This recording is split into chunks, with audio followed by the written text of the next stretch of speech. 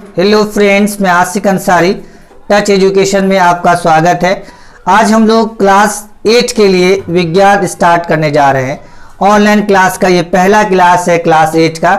और क्लास 8 का जो ऑनलाइन क्लास विज्ञान जो जिस चैप्टर से हम लोग स्टार्ट करने जा रहे हैं वो चैप्टर है चैप्टर नंबर 5। उस टॉपिक का नाम है बल से जोर आजमाइश।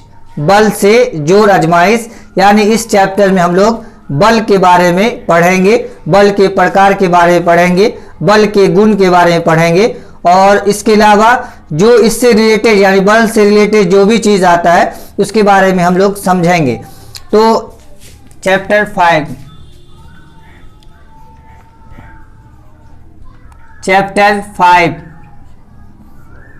बल से जोर आजमाइश।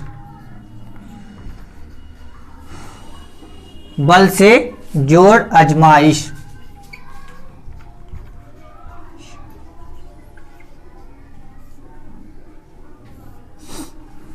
चैप्टर 5 में हम लोग पढ़ेंगे बल से जोर आजमाइश। तो सबसे पहले हम लोग बल के बारे में पढ़ते हैं। आज के क्लास में हम लोग बल पर ही चर्चा करें। बल को इंग्लिश में फोर्स कहते हैं। बल को इंग्लिश में हम लोग क्या बोलते हैं? फोर्स।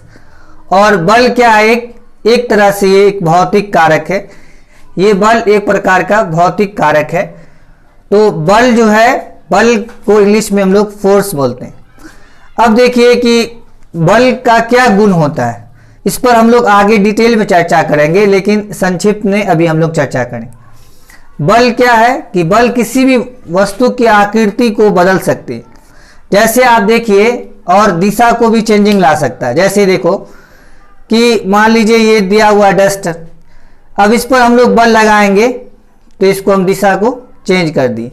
तो बल एक ऐसा भी कारण है, बल एक ऐसा कारण है या कारक है जो किसी वस्तु की दिशा को बदल देता है। बल का अर्थ क्या होता है पहले ये समझ लेते हैं। बल का अर्थ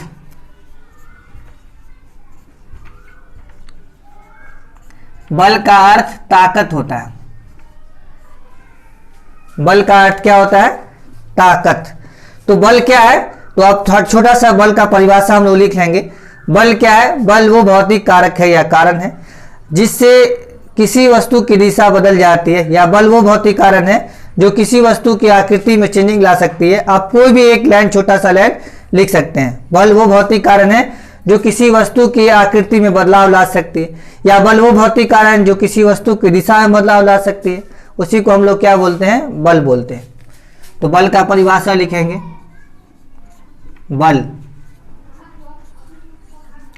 बल वो भौतिक कारक है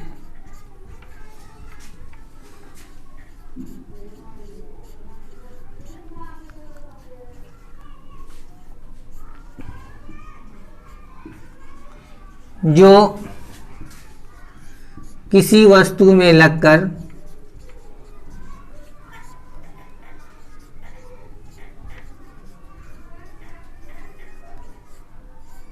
उसकी दिशा, आकृति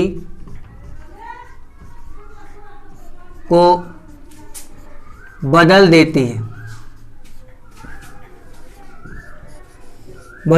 है, बल कहलाता है।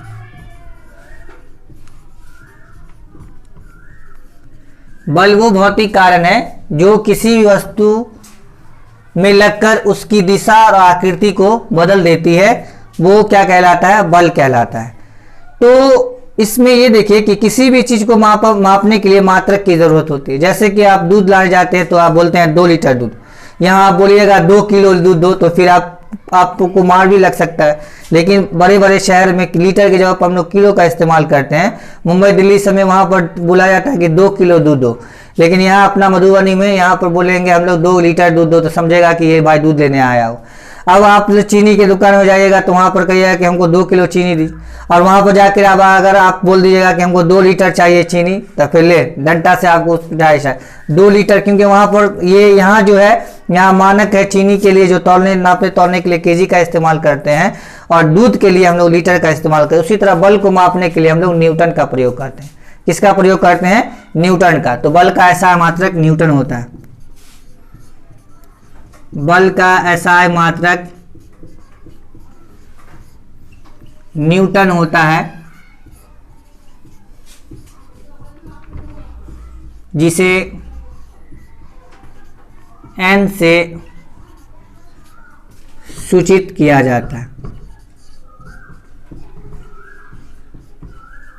सूचित किया जाता है या सूचित करते हैं। तो बल का ऐसा मात्रक न्यूटन होता है जिसे N से सूचित किया जाता है। और उसके बाद हम लोग बल के प्रकार पर थोड़ा सा आप चर्चा करते हैं। तो बल के आई होप कि आप बल समझ गए होंगे। बल एक ऐसा भौतिक कारण है जो किसी वस्तु को, जैसे कि मान लीजिए एक वस्तु है डस्टर, ये अभी इस दिशा में है, अगर हम इस पर बल लगाते हैं, ये उंगली से बल लगा रहे हैं, देखिए, तो ऐसे उंगली से बल लगाएंगे तो इसका दिशा क्या हुआ? बदल गया। अब मान लीजिए कि अगर कोई आकृति है, ये कॉपी है, मान लीजिए ये कॉपी है, अब इस पर हम बल लगा के, ये अभी सीधा है, ऐसे आप देखिए एकदम सीधा स्ट्रेट है। अब इसको हम ताकत लगा के इसका जो है, इसकी जो अवस्था है उसमें बदल देंगे। आकृति इसमें ये देखिए ये एक ऐसा वस्तु है, यानी बल किसी वस्तु में लगकर उसकी दिशा, आकृति और अवस्था को भी बदल देती है। आप अवस्था भी इसमें इंक्लूड कर लेंगे तो बेटर रहेगा। बल किसी वस्तु में लगकर उसकी दिशा, आकृति, कॉमा में आप अवस्था को भी लिख दीजिएगा, अवस्था को बदल देती है। किसी वस्तु में लगकर उसकी दिशा, आकृति और अवस्था को बदल देती है। तो जैसे देखिए ये जो था, इसको हम मोड़ देंगे तो इसका फिर ये देखिए चेंज हो जाता है। तो ये बल के कारण ही ये सब हो पाता है। तो अब हम लोग बल के प्रकार पर चर्चा करते हैं। इसको आप लोग नोट कर लेंगे। बल के प्रकार।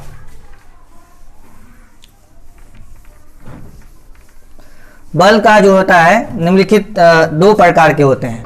बल कितने प्रकार के होते हैं? 2 प्रकार के। एक होता है संपर्क बल और दूसरा होता है असंपर्क बल। बल के मुख्यतः जो प्रकार होते हैं वो 2 होते हैं। बल के मुख्यतः 2 प्रकार होते हैं।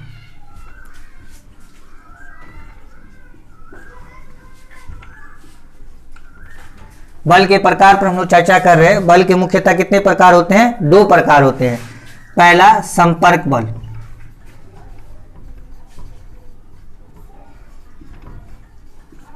और दूसरा असंपर्क बल। फिर संपर्क और संपर्क बल का भी प्रकार होता है, वो आगे हम लोग चर्चा करें। असंपर्क बल,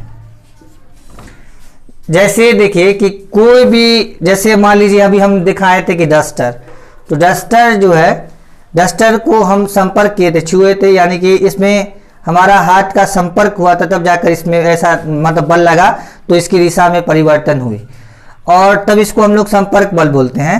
संपर्क बल और असंपर्क बल पर यहीं से हम लोग आगे नेक्स्ट क्लास में चर्चा करेंगे। बहुत बहुत धन्यवाद। Thank you.